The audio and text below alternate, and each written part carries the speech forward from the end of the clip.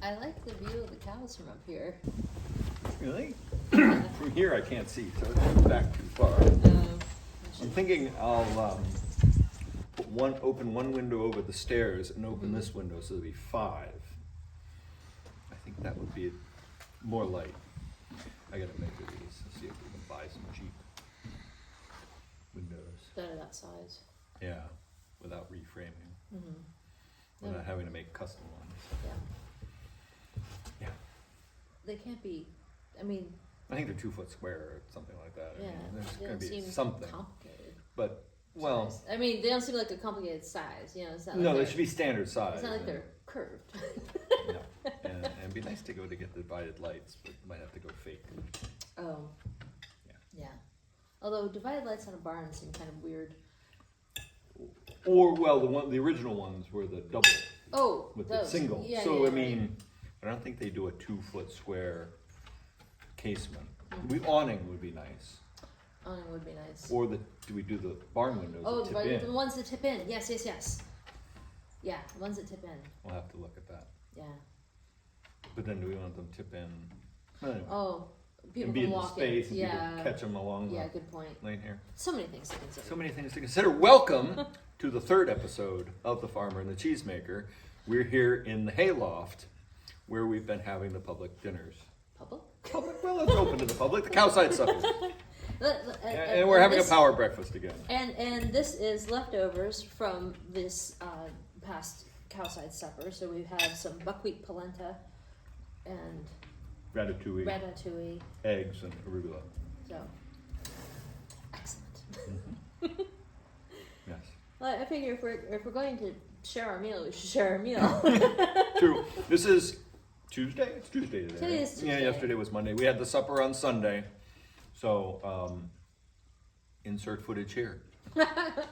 I'm just back from feeding the pigs. Allison's milking the cows, and I'm parking Gidget out of the way, and I'm about to start up and move Marianne so that move her out of the way. It's our final Cowside Supper of the year tonight, and so it's going to get busier throughout the day, and I want to get these vehicles moved now while things are quiet, and I have some space in between helping Allison with the cows. Come on, old girl.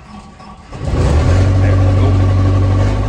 Get her nice and warmed up, and then I can come back. I'm gonna move Wolf out of the way, and people can admire the new parking area before the stones happen. We'll get the truck backed in there, and then that excavator move. That'll have things situated better. I've got our guest chef pretty much has things under control, so we just have to get the loft set up for the dinner, and I've got to get the loft set up for the dinner, move these vehicles. I gotta arrange some firewood and get the grill set up and clean the hallway and bathroom in the house, so our guests have a place to refresh themselves, as it were. I had to be careful not to drive on this dug up section where the 2 stumps were. That's why I left the land plane there. Get Wolf out of the way, and we'll go ahead and get Marianne backed up and swung so everybody has easier access if they want to see the calves. Everyone likes to come and visit and see the calves. Oh, I guess I gotta use a string trimmer and clear a path.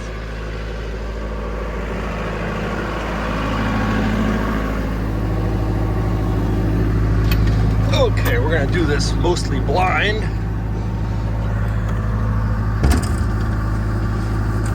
Now that the stump has hit that windscreen, I'm gonna have to replace that glass. Okay. Swing over here.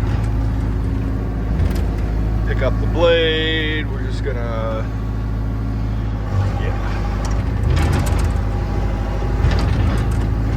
doing this one-handed ain't easy. Generator's in the way.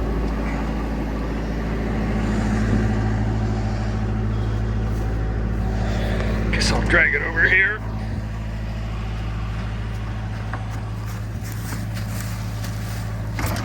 Alright, we'll park this excavator there.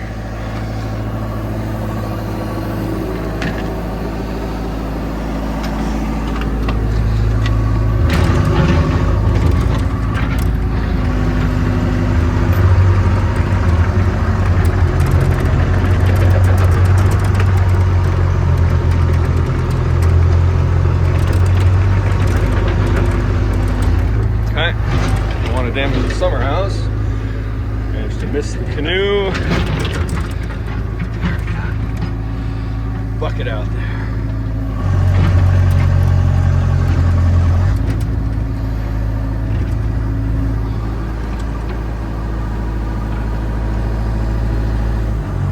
Alright.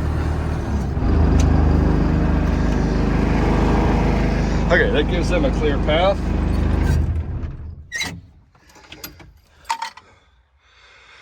Okay, I think that gives our guests a clear path if they want to go see the calves. Past the summer house behind me on the trail. I'll give that a string trim next. But I think I hear it's time to let the cows out.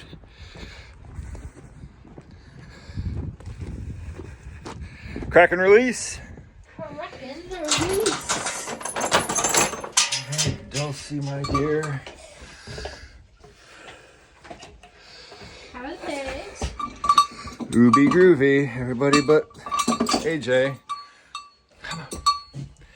Out you go, Dulcie, dear.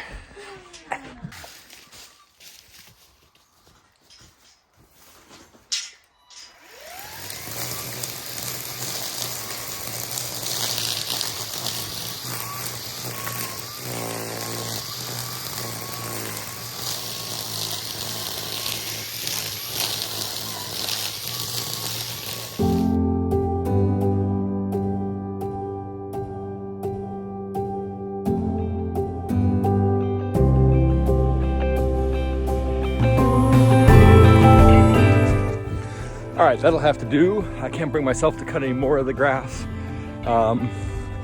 It could feed a calf or something later on in the autumn, so I don't want to take too much out of there, but there's at least a clear path for guests to walk on. And I guess two things influenced my love of grass. I was thinking while I was out there weed eating. What? I want you to look at something on the cow. Okay. We're looking at something on the cow instead.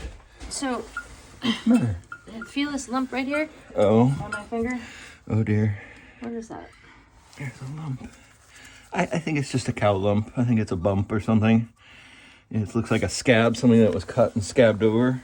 I'm sorry, dirty girl. Here, let her out. Two things influence my love of grass. One, I grew up near a sweetgrass meadow. And two, I hated mowing the lawn. So I like to let the grass grow everywhere.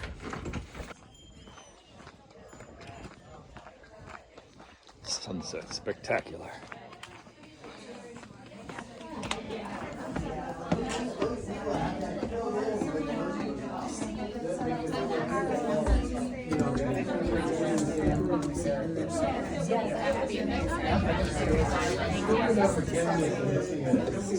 Interrupt you for a moment and say welcome.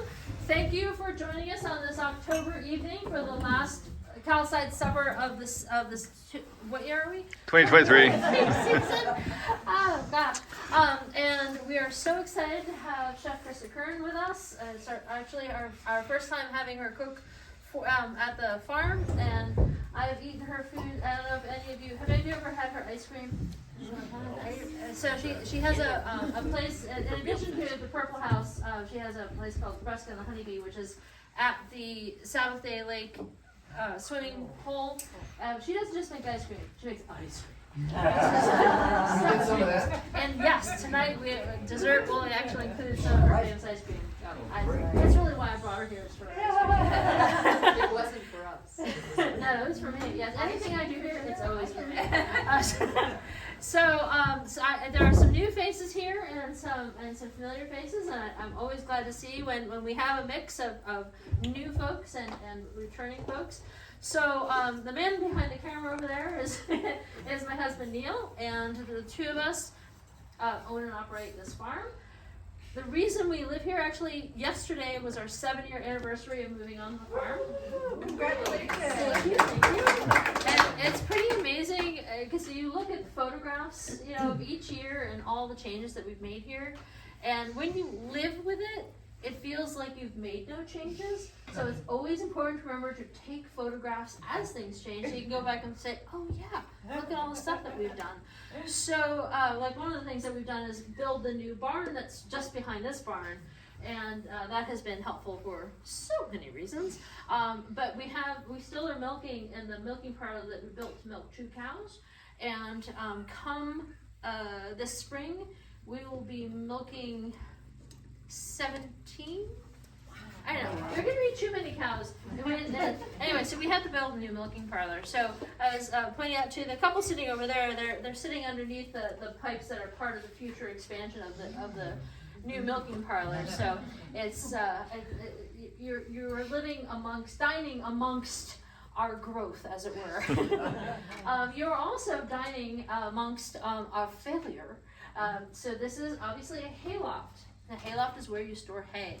Our farm is grass-based, so cows eat fresh grass and they eat hay, which is still grass.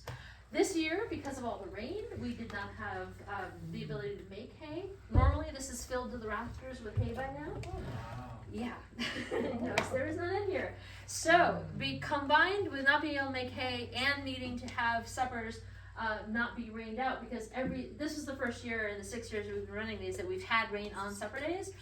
One day I turned to Neal and said, so what are we doing for the supper on Sunday? He's like, well, I think I'm going to be building a staircase into the hayloft.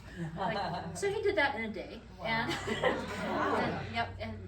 So we're realizing that part of this is that we realized we have to change how we approach hay, and so we're going to be needing to get some different haying equipment. That's because we're going to start, you know those big marshmallows you see in the field? Mm-hmm. That's where we're going to start feeding the cows. It's just going to make the flow, we're not young anymore. I mean, we are young, but we're not like farmer young, you know? So we need to start saving our bodies a little bit. And with using just the big bales means that we can use more machinery to feed the cows, which will just save wear and tear on all of us, cows included. So that's a transition we're making. So that means that this space can continue to evolve in a way that will help us serve people, which means I think that this is going to be turning back into our classroom space again. We keep getting people asking if we're going to be having, you know, the pasta classes and sausage classes, which we used to hold in the commercial kitchen, which is now a full-blown commercial kitchen, and so I can't have people in there because there's, you know, food being made there. So anyway, so that's something to look forward to as he has the chance to put insulation in here and figure out how to get heat in. We'll see what happens. It may just be a summertime thing. I don't know. I am going to stop talking now. That does not mean I will not be talking to you again. I'm going to go let the chef know that we can start bringing up the food. How many acres do you have here? So this is East 40 Farm, because we are on the east side of the Madonna River on 40 acres. Because we are clever.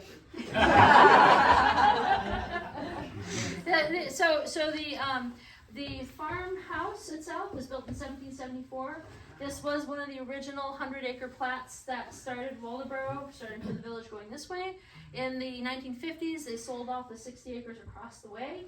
Last year, it went up for sale, and we were trying to figure out a million ways to buy it, but that was practically how much money they wanted for it. So we were unfortunately not able to extend it. We really need the land. We have all this livestock. We need to make more grass. Anyway, but it's been basically continuously farmed since 1774. We are the 7th family to own it, which is also just shocking to me. It's fun to look at the deeds because they're short. You know, it's just the same name over and over. And we are basically ordered to do east-west. And it's funny, I was just standing outside noticing how much the sun is just setting like straight that way. As it goes from like this angle to this angle. And I've lived all over the country, and this is the only place I've ever been really aware of how much the sun moves seasonally. So, and of course Orion is up now. Don't get me started. Anyway. Yes. So we're gonna go start getting your first course up.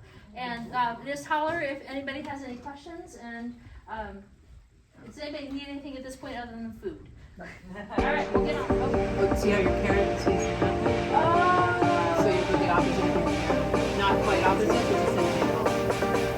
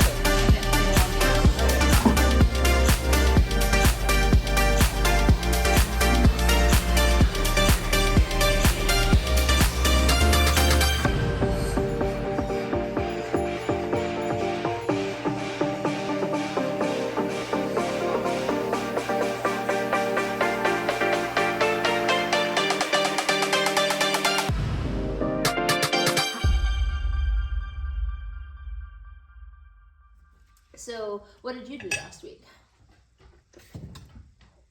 What did I do last week? I brought home bales. Uh-huh. I have to bring home bales again. Yep. Started feeding cows the silage bale for good. They're off grass now. Because? Because it's just not growing because it's so wet. Didn't get to fertilize. Wah. Well, and also now we're getting temperatures in the 40s. And It is cool, but the grass is growing really well down that pasture, down the forest. I'm thinking of stockpiling it for winter. Oh. So once the ground is frozen, they can go eat the grass then. Cool. And it'll be a nice treat for them in the winter. Mm-hmm. I did that. I worked on the bridge, and the bridge is finished. Woo! We can get paid. There'll be a separate video about the bridge in the entirety of the project and why we built it and all about it. That'll be a separate video to look for. It must be a relief to have that all-consuming project. It is, because for the first time I woke up having dreamt exclusively of other work. Oh, well. Yeah, I spent the whole night excavating on the new stuff that has to happen. So, yeah. So we have other projects that immediately have to begin. We've started a different project. That was the other thing I did this week, was I tore out those massive stumps. Again, there'll be a separate video for that because it was involved. Well, so I think we alluded to the stump removal in the last one. Perhaps, I don't remember. But now there's like this vast open space. We have tripled our parking lot size. Yeah.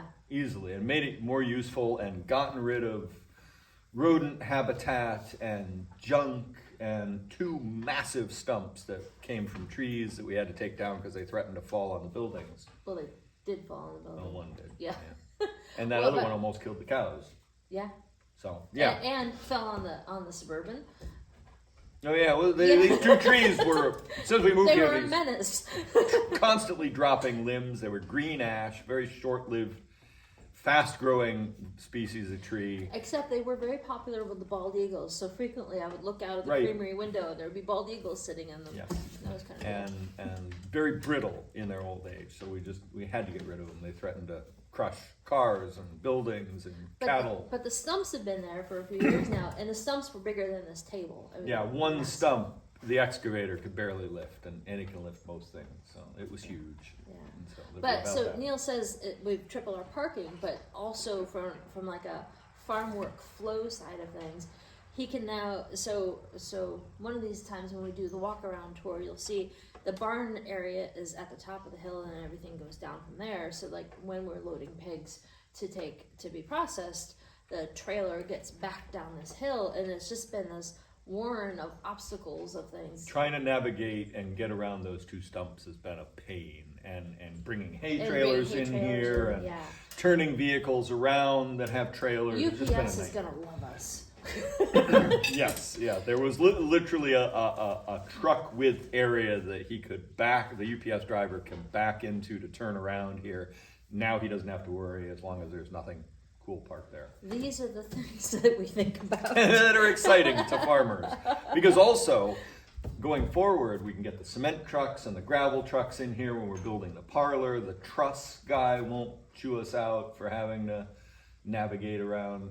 I mean, there are other obstacles, but they can be moved or dealt with, but the stumps were right in the way. Speaking of UPS, my week. What did you do this week? So I had so much shipping this week. It was so nice to get so many online orders. And so cheese went to California, Arizona, Texas, Connecticut, Massachusetts, West Virginia, Florida, New York, multiple shipments to New York. We ship everywhere, man. In insulated boxes with reusable ice packs. So, People in the Southwest decided to start ordering because it's cooled It's down cool. there finally. Yeah. It's been holding off all summer. Yeah. Oh, in Louisiana. That was the other place I shipped to this week. And The Bon Ton Brulee. yeah, and it was also a week of people wanting random cheese boards through the week, not just the weekend. So that was nice. I had It was an incredibly busy week apart from that, wasn't it? why? It's so easy to forget things. Really, we have done a lot this week. Your wedding for 80 in the Grays. Oh yeah, that right. So Insert footage here. I am. Ooh, you're filling a pumpkin full of ricotta spread. Yes, that's what I'm doing. Excellent. I gotta go feed cows. So this was my second weekend of wedding Grace Stable. There is already a short up that shows a 360 walk You around. may have seen it, and thank you for watching. And thanks for all of you who are still with us and our original 54, 55 subscribers. Now we really appreciate it. Thanks. Yeah. So this was a wedding that was at a barn venue that was down in Pownell. Oh yeah, Pownell. That's the town. Don't announce something today or tomorrow. No. So I love Halloween. And I love trick-or-treaters, but we have this like quarter-mile long driveway, and we don't. Very odd driveway. Yeah. Well, but trick-or-treaters are not going to come up a quarter-mile long driveway, so we don't get any. And I had this great idea, and what we're going to do is offer. I still haven't quite named it. I haven't committed to the name yet. I have to do that in like the next hour or two because I need to get the promotions out about this. But on Saturday the 28th, we're going to invite costumed children and their caregivers to come and read Halloween-themed books aloud to the Calves. And I've spoken to the Waldoboro Public Library, and they're going to pull books for us to use, and we will have some goodies for the trick-or-treater readers to... Trick-or-treater reader. Trick-or-treater reader. Actually, I just thought of that. Trick-or-treater reader. That is... Right off the top. Oh my God, I Become a love that. trick-or-treater reader. Become a trick-or-treater reader. Oh my God, I love that. All right, All right, then. there we go. That's why we have to do this. Yeah. so anyway, so that'll be we will have to do offer a rain date for the Sunday, because I think it might be popular, and I was concerned. First off, the loft has now become our go-to inclement We can have weather. it here. But Put a calf right there, but who's gonna? We don't have a calf we can I bring up. have to and carry play Freya on. up. There's no. No. We cannot have It'd be hilarious. It would be hilarious, but no. Ellie would love it, wouldn't you, puppers? Well, I did wonder about just having them read to her as a rain thing, but I think we should have a rain date. Yeah. And just keep it And outside. if it's raining, pigtails. we'll make it work if it rains. Anyway, so that's that. We brought the pork back on. Oh yeah, right. Got pork, the pork that we hold to the processor. Again, separate video when I get a chance to post that. So we brought the meat back, got it in the freezer. Been selling it already. So if you want fresh, local, pasture-raised, whey-fed pork here from the farm, that's available. So we do it as both retail cuts, but also we're pre-selling right now a pork box. You can't get it yet. We have to wait for the smoking to come back. So smoking, i.e. bacon. So you can order that, and then we will let you know when you can come and pick it up. And that's only for pickup at the farm. We cannot ship pork nationwide, only cheese. But also today I'm going to be putting up the ordering for, I can't believe I'm saying these words, Thanksgiving boards. Yeah, I know. We've already had requests. Yeah. Could be. Yeah. If all goes well. And we're being interviewed today. Yeah, we've got a part of the documentary that's being made about just us, or is it other farms? No, this is us. Yeah. Well, it's not just a documentary. It's also footage that we can use for advertising and what have you. Anyway, so we've been working on this for almost the entire calendar year. So that there have been the cows through the seasons and. And we have to move the cows today. Yes, we have to move the cows today. We should finish eating and go move the cows. Okay, let's do that. Okay.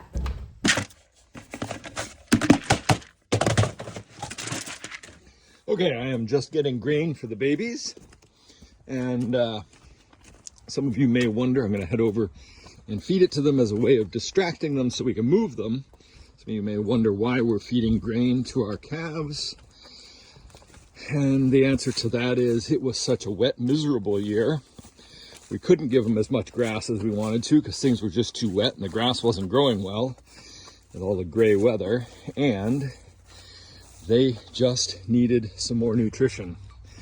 And so we fed them some grain. They need water, but we'll move them. Hello, babes. Let's get that put? Let's get the trough put in. They keep knocking the trough through the fence. We're gonna. Oh, look out! Oh, okay. Yay. Here you go, babies. Freya! Yeah, hi. Hi. Hey, Frack. No rubbing your head into my knee. I know. So there is another great benefit to feeding calves grain. They will come whenever they hear the bucket or see you. And that is great because in previous years, when we haven't fed grain, the calves have been a little wily. So we have to change the fence from there where it goes around the orchard and straighten it out so we can extend it down the lane there to get the calves, the calves out to the main field using this temporary fence and the perimeter permanent fence as create an alleyway. We only have so many posts because the pig yard is using them all up. So we have to round them up. Here comes Allison. I'm gonna give the babies their grain. Hi, kids. Come on. Woo. Okay, so you'll work this end, and they're there. Find right hand gloves. I don't know. There are gloves. There are more gloves. I'll go down there and shout at you when I'm ready.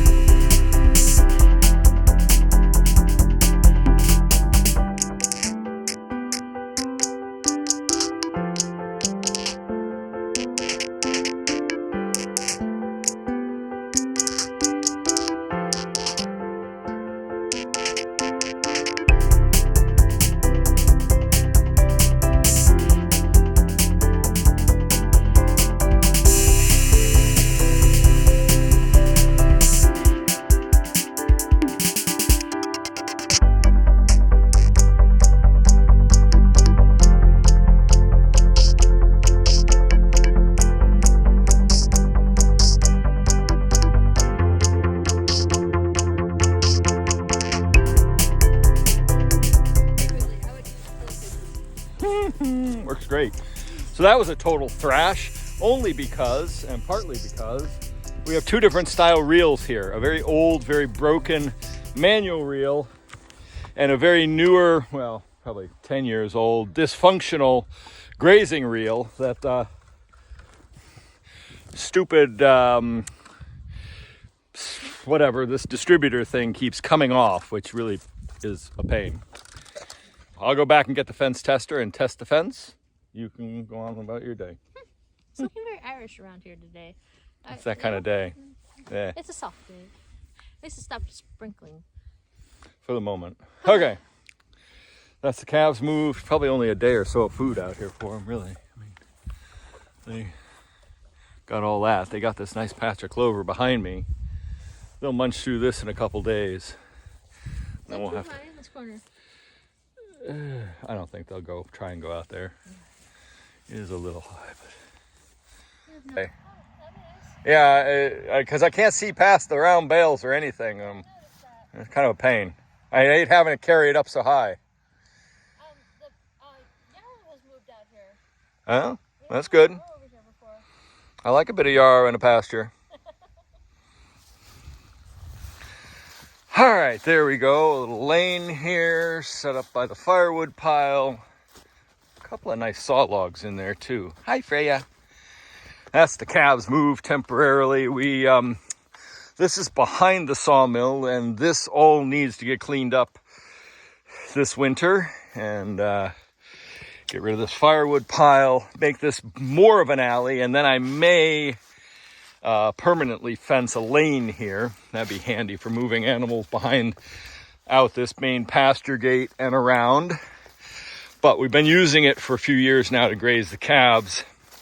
And it works well, except when we have it set up. Basically, we have two different areas. We have this long rectangle here that we're on, that I'm walking down.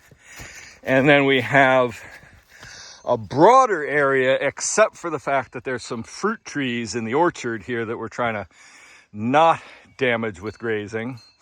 There's this area here, the area they've been in, and the area down here near the big apples, which is fine for the calves to be in. But we just need, what has to happen is the crabapple needs to be cleared out around, the cherries need to go away, this whole little area needs cleaned up.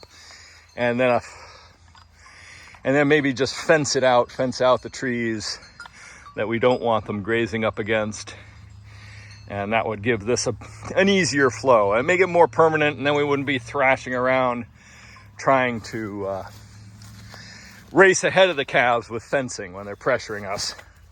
I am just going to be going along here and checking the fence with the tester. It's supposed to beep, but we think we dropped it too many times. So we checked both lines in several places. This is because all the fencing resources are being used, with the best fencing being used for the pigs, second best, or again best for the cows, and then these are just the spare lines for the calves, because we had been using the net fencing, but it was time for them to progress onto what we run. It was time for them to learn about the 5-strand permanent fence and the single line. But for calves, we give them a double fence line until interrupted by a damn spam call.